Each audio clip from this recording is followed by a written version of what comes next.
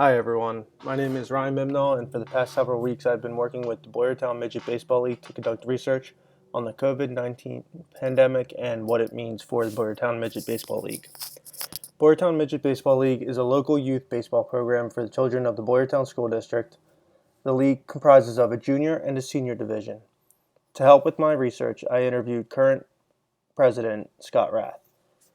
Some of Scott's duties include overseeing the entire program from T-ball to Legion, which is ages 5 to 18, as well as being a part of other boards such as the junior and senior division, and the executive board, which is responsible for overseeing the entire league.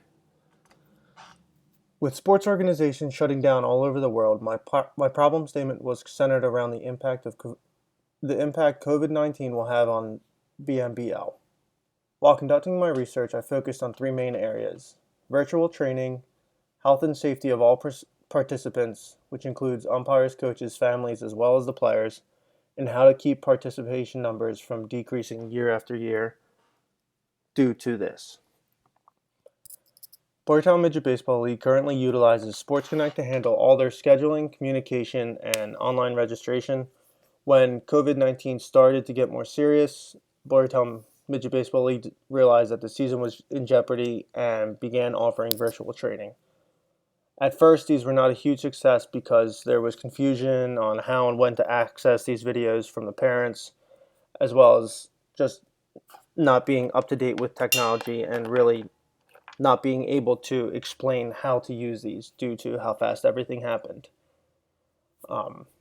The first thing Scott and BMBL did when it became more apparent that COVID-19 was not going to blow over was create a COVID-19 task force. This task force met once a week up until the season started to ensure that everything was in place to keep the players, families, and everyone else safe so that the season could begin. Due to COVID-19, whether it was because the season was delayed or parents just didn't feel safe with their children participating, BMBL actually had to issue refunds to about 10% of their registered players, which for a league that consists of 500 to 550 players on a good year and 40 plus teams, losing 10% is a noticeable amount, and one that BMBL should look to reverse next year.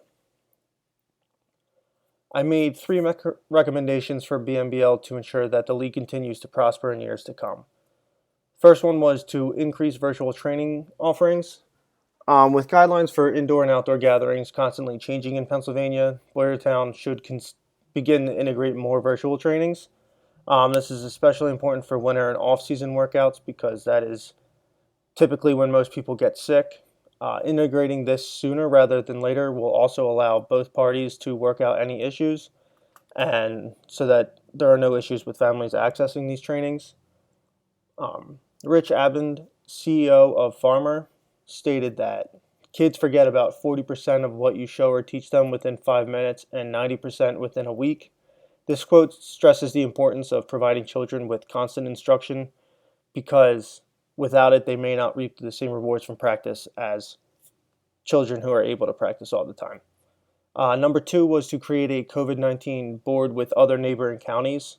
This will allow Boyertown and other local leagues to stay up to date with everything going on with the neighboring counties and bring the families of the children a sense of peace, knowing that their respective league is doing all it can to keep everyone safe. The thought behind this board is that it will share all information and be 100% transparent and allow tournaments and travel teams to still exist and flourish. This committee will also brainstorm contingency plans, communication protocol, and disease containment if there were to be an outbreak within one of the leagues. The third recommendation was to host a competition at the end of the season. This would be similar to a punt, pass, and kick competition, but will consist of a long-distance throwing competition, an accuracy throwing competition, longest batted ball, and timed running of the bases. During my research, I found a study that examined youth participation and the motives behind children returning to play a sport, and it found that the number one reason for kids returning to a sport was fun. So hosting this event will be very important to that. Yeah, thanks. Here are my references. Hi everyone, my name is Ryan Mimnall, and for the past several weeks